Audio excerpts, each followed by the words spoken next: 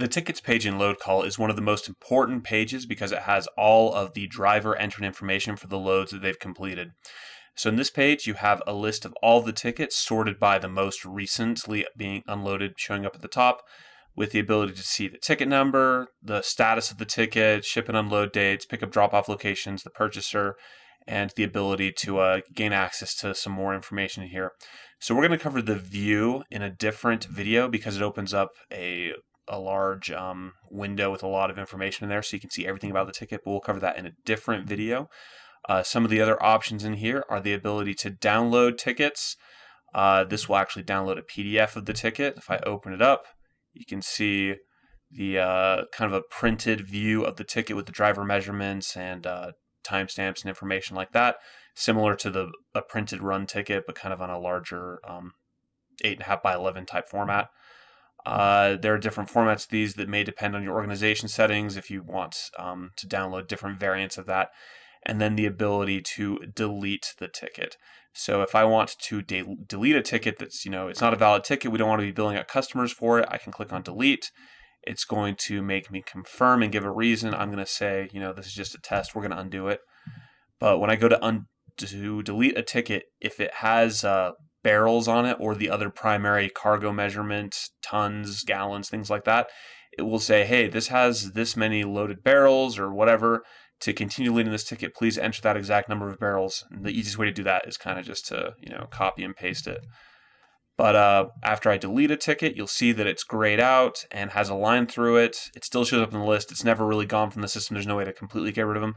But it will no longer show up on reports or in the accounting system. And if I want to undelete the ticket, I can go ahead and click undelete.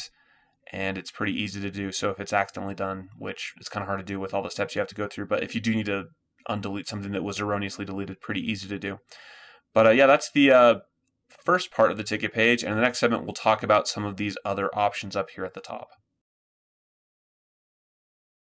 In addition to having this table that you can kind of scroll through and go from page to page, this can kind of be difficult if you're looking for a ticket that's kind of ways back there or if you don't know exactly what the ticket number is. So also provided at this table are the ability to filter and do some searching. So the filter option up here at the top lets you put in a pickup drop-off location, producer, things like that.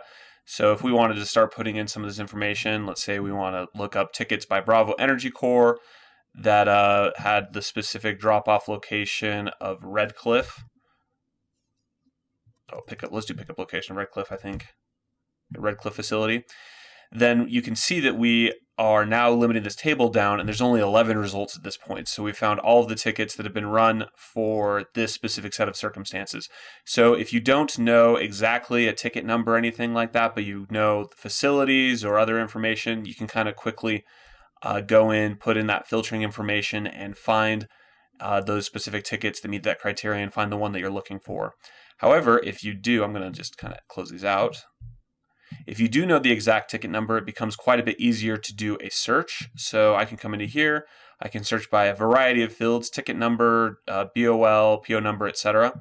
So if I know the exact number and put it in and click search, then it will pull up the one ticket and then I get access to, view, delete, etc., all that sort of stuff. If you type in a number that doesn't exist in the system, it'll just have kind of a blank search result there. So the other thing to do is this advanced search. And it looks like I wiped my table. I'm just going to refresh the page really quick. I guess that can happen if you don't clear out the search properly.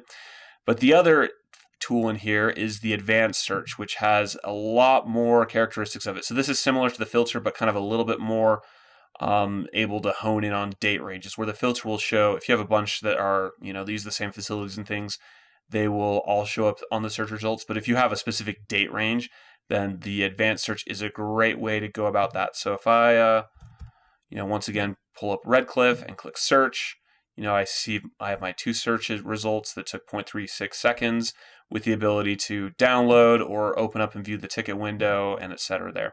So the search is pretty useful if you know specific date ranges. The filter is useful if you don't know date ranges, but you know the facility information.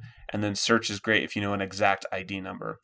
And then the last option up here at the top is the import, which we're not going to go to in this video, but we do have the ability in LoadCall to import tickets in bulk from a spreadsheet, from a external platform. If you're bringing them in or whatever, some historical data, you can do that.